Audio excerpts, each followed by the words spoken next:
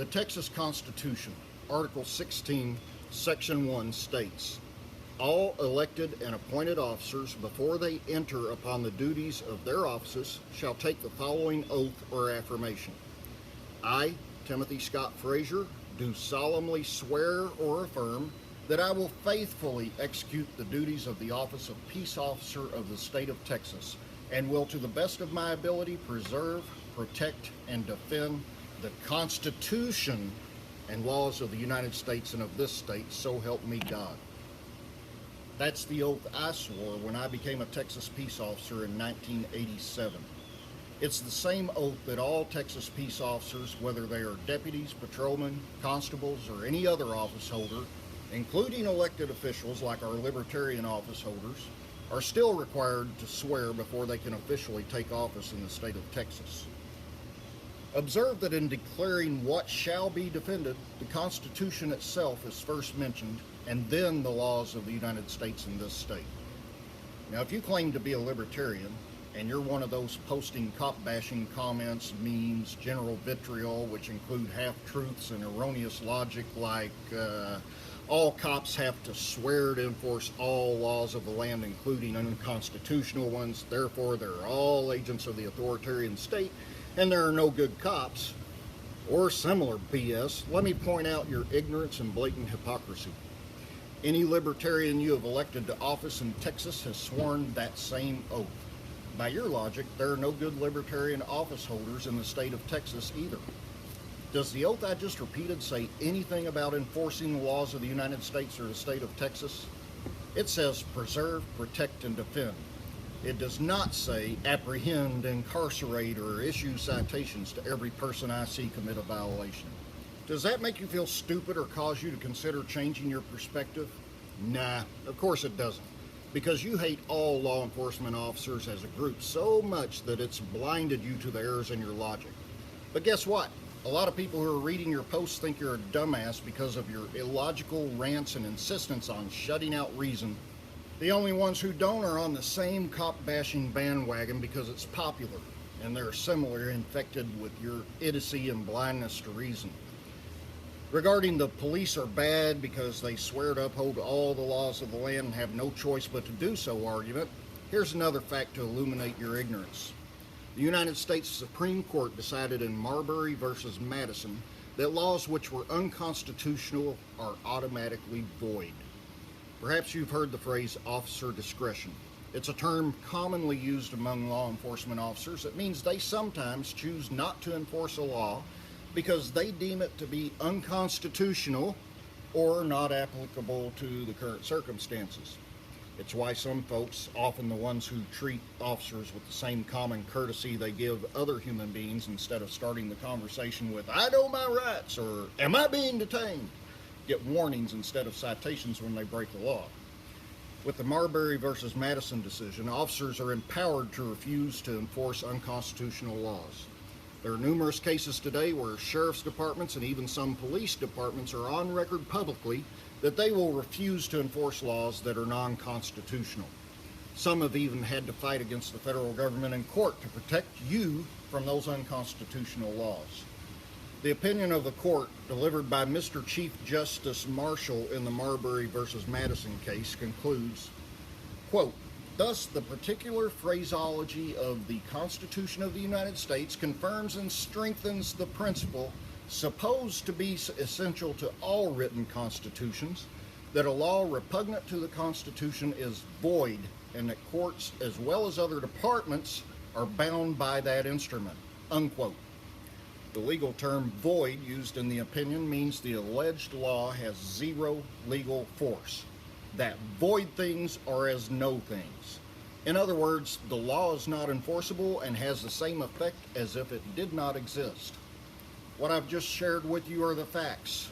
Now here's some of my opinion as a bonus that you can take or leave as you will, depending on whether you truly want to gain allies from the overwhelming majority of like-minded people in law enforcement roles who have libertarian values and probably don't even realize it. Or if you want to continue, just go ahead and bash cops in willful ignorance of the facts because you're simply a hateful person with a personal vendetta over some unfair treatment or violation of your rights in the past by a statist cop who didn't care to honor his or her oath to uphold the Constitution. Police officers, sheriff's deputies, constables, and other local and state peace officers in Texas have more of their personal liberty constrained than any other profession.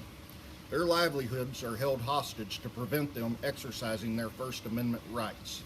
They don't get the chance to weigh in and argue with you on social media when you post crap and lies about all cops. When they kill in defense of their own lives or in defense of their lives or other innocent persons, they are held to a higher level of accountability than other citizens, both criminally and civilly.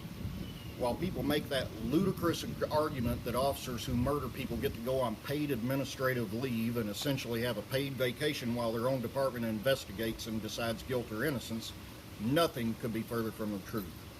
Internal affairs investigations are conducted for department disciplinary action. Criminal investigations occur in parallel and often are conducted by outside agencies and frequently include investigations by the FBI. If evidence exists showing a probable cause that a murder was committed, a warrant's issued, and the officer is arrested, incarcerated, taken before a magistrate, either bonded out or kept incarcerated just like any other person charged with a crime. The belief that all dirty cops get preferential treatment by prosecutors and their fellow law enforcement officers is also a bag of horse feathers. Unless the entire department's district attorney's office and top-level local government officials are all actively engaged in a conspiracy, this doesn't happen. There aren't many cases a district or county attorney would love more than a conviction of a dirty cop. It's one of their ultimate career highs. Good cops are absolutely disgusted by dirty cops. I'd say the only criminal they despise more is a pedophile. Lastly, even if most cops were only in the field in the hopes of being able to kill a black man or to abuse their power, they all know that should they get caught and end up in general population in a state penitentiary, their continued life expectancy will be measured in days. Inmates hate cops as much as libertarian cop bashers do. So what are you going to do with this information? Continue to bash your local Texas peace officers and alienate the one group that is the first line of armed defense against a federal police force occupying your city in Texas? Believe me, if you keep doing that, you're playing right into the hands of the FBI, NSA, ATF, and all the other unconstitutional agencies that make up the federal army being built to occupy every state and city in this nation. If you truly believe in individual liberty, you will recognize that there are many cops out there that believe what you believe and who have and will continue to keep their oath to uphold the Constitution. You'll extend a hand of friendship to them and encourage them to join the Libertarian Party where we need them so they can learn more about their own rights and know how they can be empowered and supported in their refusal to enforce unconstitutional laws. Do you know who are the best defense against bad police officers that enforce unconstitutional laws and abuse their power? Good cops. Focus your venom on the individual bad cops who commit murder and other crimes against their fellow human beings.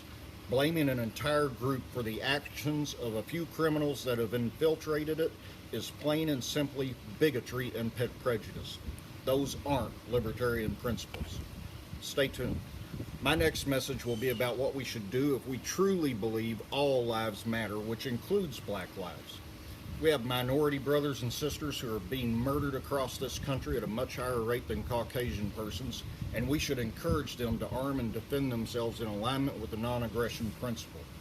I have ideas on how we can do that and how we can actually help them to acquire the physical and mental skills to prepare their defense of themselves and their loved ones, and to obtain and use the tools they need to do so. I'm Timothy Frazier, and I'm seeking the Libertarian Party of Texas nomination to run for governor in 2018. Thank you for tuning in, and please keep checking back for our next video.